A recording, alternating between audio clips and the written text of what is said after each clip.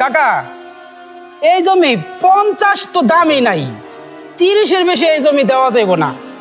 বাজান আমার একেবারে ঠেকা, আমার 50,000 টাকা দেওয়া বাজান, তুমি ঠকবা না। এই জায়গার দাম 50-এর বেশি আছে। আমার সময় নষ্ট করার মতো সময় নাই, আপনি বুঝেন না আমি অনেক কাজে ব্যস্ত। বাসা টাকা রাখা আছে, যদি 30-এ দেন তাহলে আমারে জানায়েন, দলে যেদিন মন চাই দিয়েন, আমি গেলাম। বাজান Subscribe to my channel. আরে কাকা কই নিয়ে যাচ্ছেন আপনি? আমার বুঝতেছি না তো, কই নিতেছেন? কাকা হ্যাঁ এই যে এই জমিটা আমার বাপের, আমার বাপ মরে যাওয়ার পর আমি একমাত্র ছেলে আমি পাইছি। বাজান আমার মায়েরটা বিয়ে দিল, এই জমিটা ছাড়া আমার কাছে আর কিছু নাই।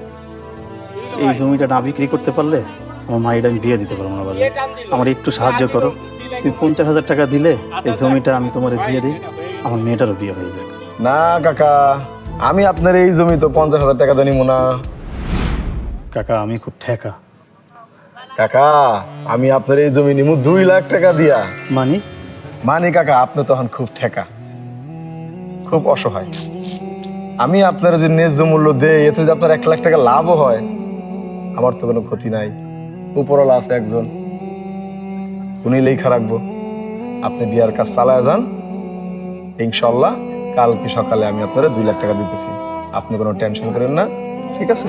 নিট টেনশনে আপনি বিয়ার কাজ চালায় যান। টাকা আসি তাহলে, আসসালামু আলাইকুম। ওয়ালাইকুম আসসালাম। এখনো দেশে এরকম মানুষ আছে,